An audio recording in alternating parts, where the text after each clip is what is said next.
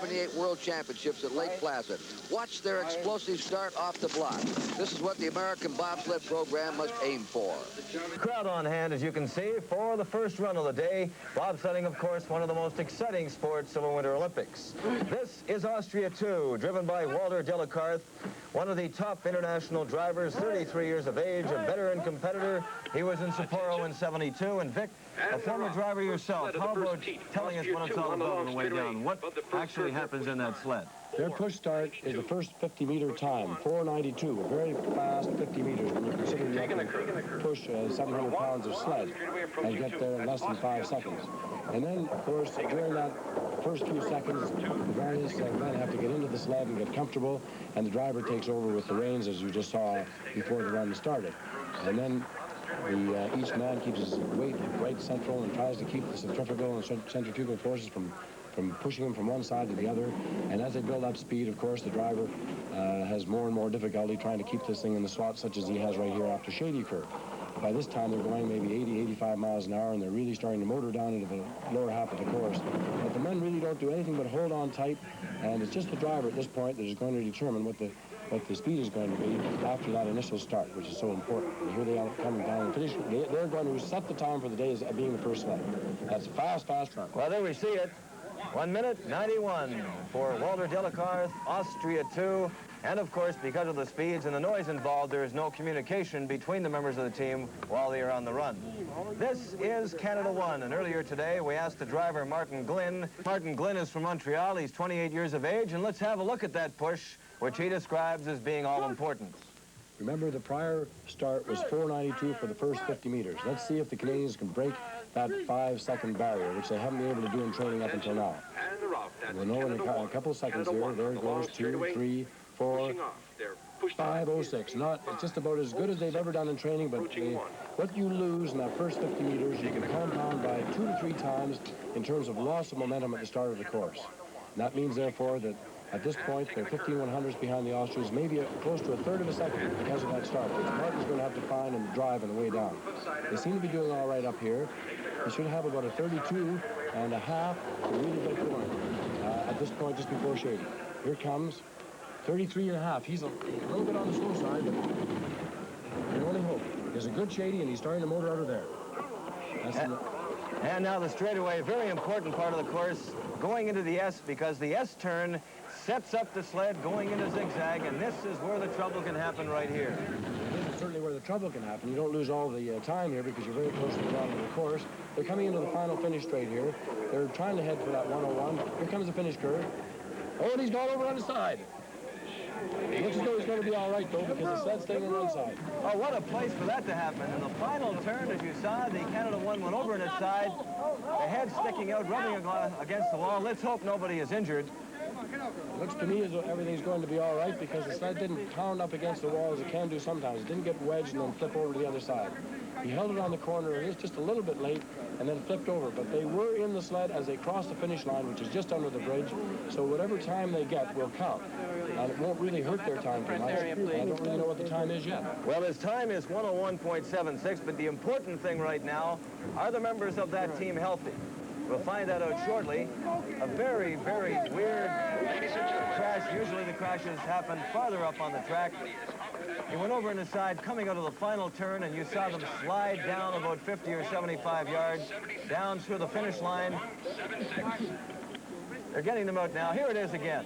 Well, coming into the finish straight, he probably hit the wall just there, pushed him into the belly of the curve, which means he had to take it in the last half of the curve, and he just flipped over on his side. He couldn't quite hike it off in time. And the sled hit the side wall and then started to bounce back. Oh, and you can see the heads hit the side wall. That can be very, very dangerous.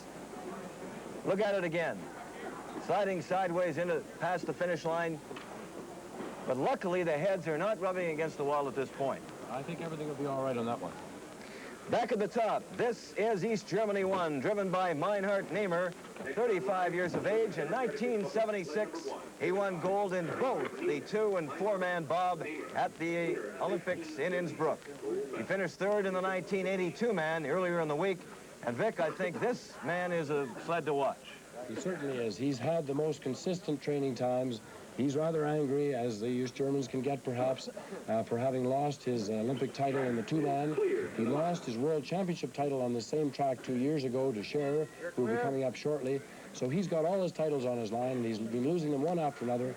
But in training, he's been superb. And you can see the time they take getting ready for this all-important start, because as you have pointed out, there is a factor here which multiplies. If you get a couple of seconds, a couple of tenths of a second behind, it'll be multiplied by 2.5 before the run is over. Right, and there they go. They're heaving it out of there. They're a good starting team, and they'll be under 5 for sure. We'll just have to see whether they can beat that 4.92. Here comes 4.86, a very good starting time. And you have 2/10 ahead of the Canadians right off the bat, which means almost a half a second on the way down, which he has. And he seems to have a good straight here going into the second curve. Now, bear in mind as you watch East Germany go down, the 1-minute barrier has never been broken here at Lake Placid, of course. This is the goal for all the sleds here this year. Well, I think the goal certainly is to break 1 minute, but there also is another goal called the gold, and that's what Namer's after. 32.67. That's a fantastic intermediate time. And here's a Shady, cut off a little bit early on it, but nice and straight down the slot. He's going for it. I think he's got a chance for it. Here he is into the little S, and through the little S. After that, there's a number 12 curve, and then a little straight before a zigzag, and he's really motoring at this point. There's a zig, there's a zag, he's through it clean. And here's that 15 curve into the straight, and he is having a fantastic run. He's going to make it, and here it comes. Let's watch this time. Watch 59.86. There it is, the first sled ever to break the 1-minute barrier here at Lake Placid. Maynard Namer of East Germany won. Of course, a record here at Lake Placid, and you can see how happy he and his handlers are there. Back at the top, this is Switzerland one, driven by Eric Scherer. Also, one of these sleds to beat here this year. Scherer in Innsbruck, it was third, and he is a 3-time world champion. And Scherer, remember, won the two-mans last week, and he really has a handle on this course. This is Swiss one, driven by Eric Scherer, strong contenders for the 4.83. He's beaten Namer by 3/100. That means 6/100 that he's got a lead on him right now, maybe even a tenth of a second. That's the fastest start time of the day. A little slither there, though. He's lost everything that he gained on Namer right there in that little slither, because if you have a skid high up in the course, you lose some of that momentum that you had on the way down at the start.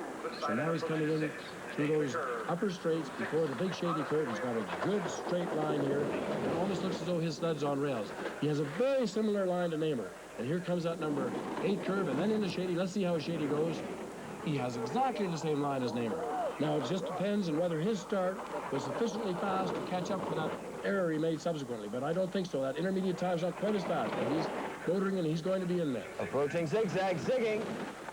Zagging, good line through zag. Very good lines. These chaps really have the lines down. And in a four-man, they are rather steadier, and you can really drive it. There it is, 1:01:31. Great time. Not quite as fast as the previous sled, but a good time just the same for Switzerland one.